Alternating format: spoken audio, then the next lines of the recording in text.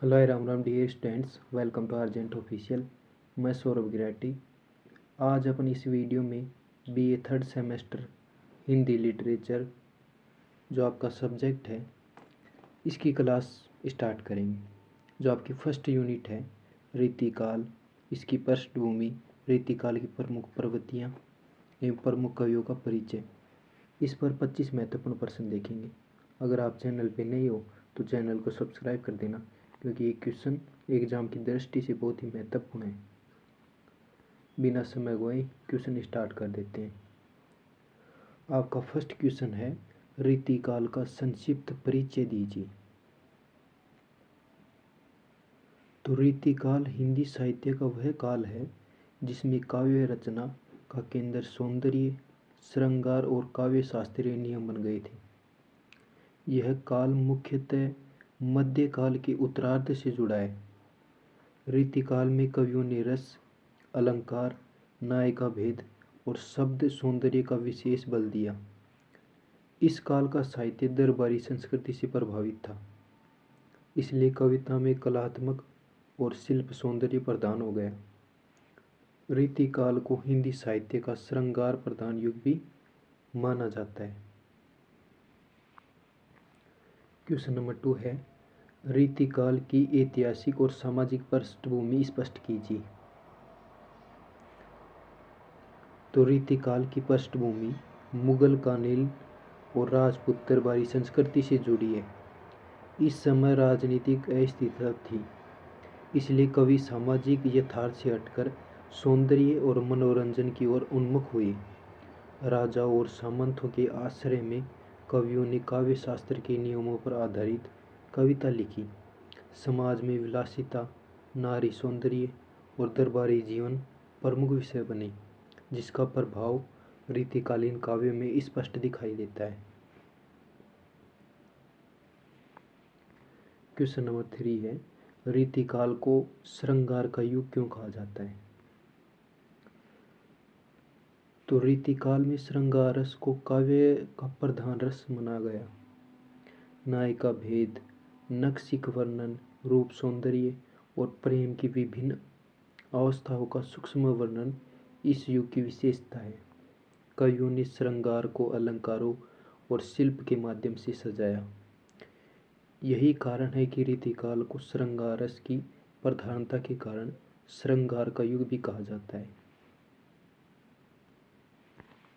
Question number 4 है, रीतिकाल की प्रमुख प्रवृत्तियों का वर्णन कीजिए।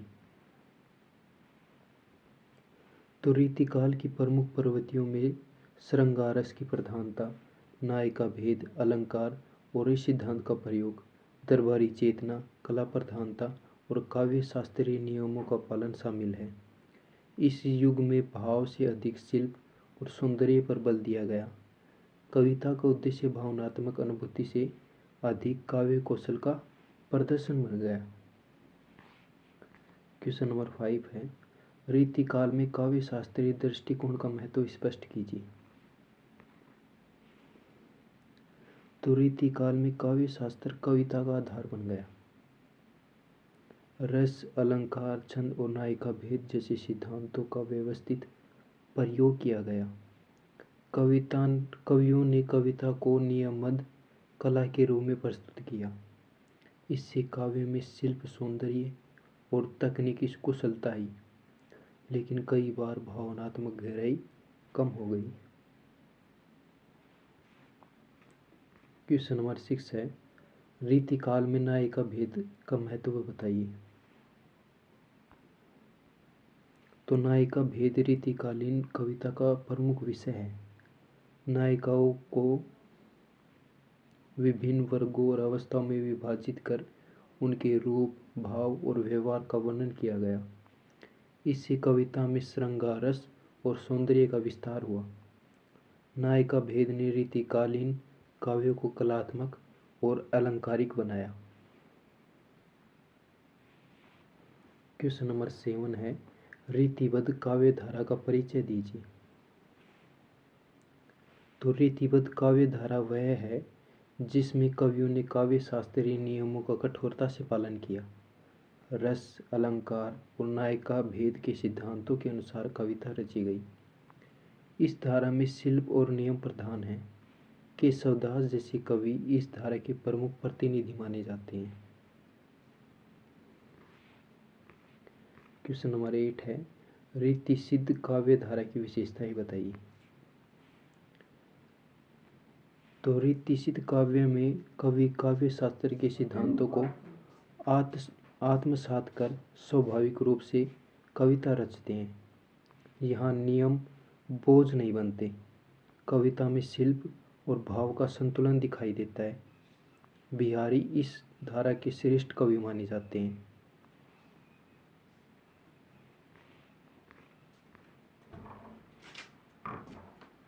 क्वेश्चन नंबर 9 है, रीति मुक्त काव्य धारा का स्वरूप स्पष्ट कीजिए। तो रीति मुक्त काव्य धारा में कवि काव्य शास्त्रीय बंधनों से मुक्त होकर कविता लिखते हैं। यहाँ भाव, अनुभूति और जीवन को यथार्थ से अधिक महत्व दिया गया है।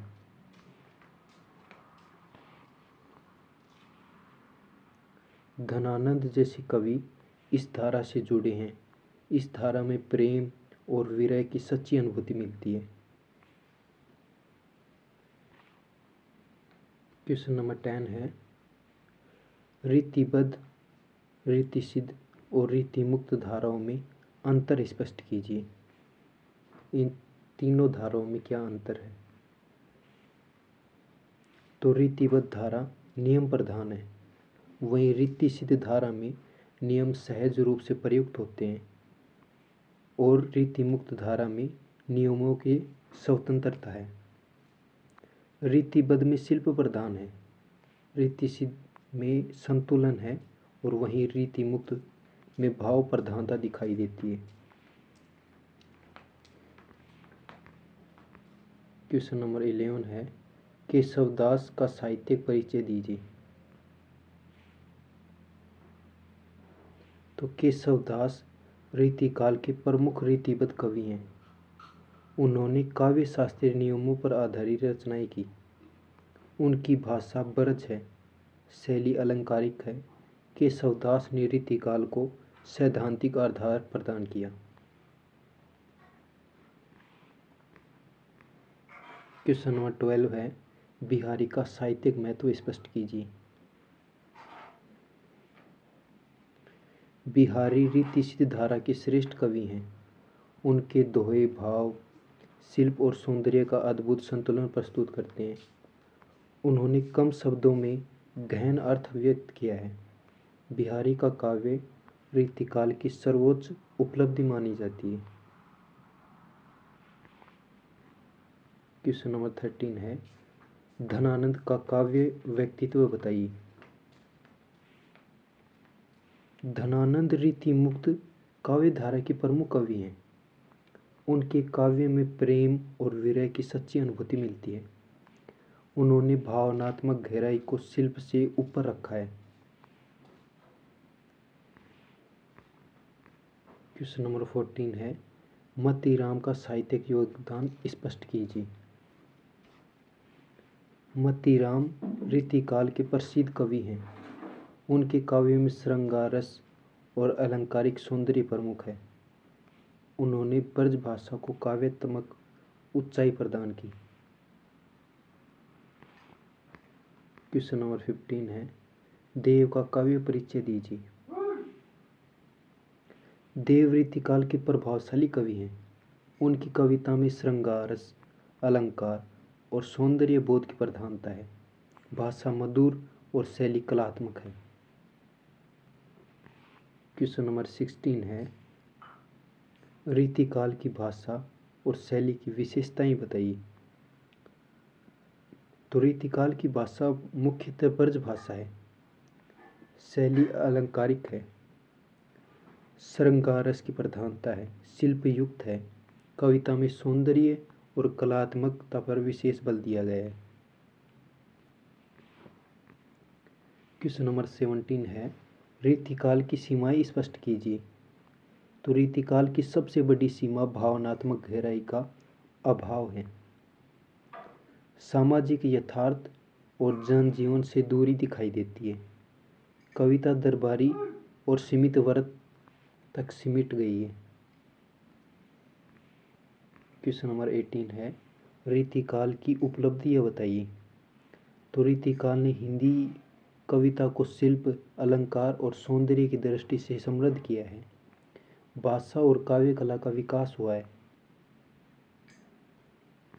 क्वेश्चन नंबर 19 है, रीतिकाल और भक्तिकाल में अंतर स्पष्ट कीजिए। तो भक्तिकाल में ईश्वर भक्ति और लोक भावना प्रधान है, जबकि रीतिकाल में श्रृंगार और सौंदर्य। भक्तिकाल जन सामान्य से जुड़ा है, वहीं रीतिकाल दरबारियों से जुड़ा है। क्वेश्चन नंबर 20 है, रीतिकाल और आधुनिक काव्य की तुलना कीजिए। तो रीतिकाल में शिल्प प्रधानता है, आधुनिक काव्य में भाव और यथार्थ है। आधुनिक कविता सामाजिक चेतना से जुड़ी है, रीतिकाल सौंदर्य और मनोरंजन प्रधान है। क्वेश्चन नंबर 21 है, रीतिकाल में दरबारी संस्कृति का प्रभाव स्पष्ट कीजिए। तो राजाओं के आश्रय में कविता रची गई, जिसे कविता में विलासिता और श्रृंगार का प्रभाव पड़ा। यानी कि जो दरबार के राजा के दरबार में रहकर रचनाएं करते थे, वो दरबारी कवि थे। क्वेश्चन नंबर 22 है, रीतिकाल में सौंदर्य बोध का स्वरूप बताइए। तो रीतिकाल में सौंदर्य भ्रमा और अलंकारिक है, नारी सौंदर्य और श्रृंगार का सूक्ष्म वर्णन किया गया है। क्वेश्चन नंबर 23 है, रीतिकालीन कविता में भाव और शिल्प का संतुलन स्पष्ट कीजिए। तो अधिकांश रचनाओं में शिल्प प्रधान है, लेकिन बिहारी और धनानंद जैसे कवियों में भाव और शिल्प का सुंदर संतुलन दिखाई देता है। क्वेश्चन नंबर 24 है, रीतिकाल का हिंदी साहित्य में स्थान निर्धारित कीजिए। तो रीतिकाल हिंदी साहित्य का महत्वपूर्ण चरण है, जिसने काव्य को कलात्मक ऊंचाई दी, भले ही उसकी सीमाएं सीमित रही हो। रीतिकाल का समग्र मूल्यांकन प्रस्तुत कीजिए। तो रीतिकाल श्रृंगार, अलंकार और शिल्प का युग है। इसकी सीमाओं के बावजूद इसने हिंदी कविता को सौंदर्य, भाषा और कलात्मक की दृष्टि से समृद्ध किया। ऐसे करके अपने यूनिट 1 पर 25 मोस्ट इम्पोर्टेंट क्वेश्चन देख लिए। अगर आप चैनल पे नए हो तो चैनल को सब्सक्राइब कर देना, वीडियो को लाइक कर देना, और कोई सजेशन हो तो कमेंट के माध्यम से बताना। मिलते हैं अगले वीडियो में, तब तक के लिए टेक केयर, बाय बाय।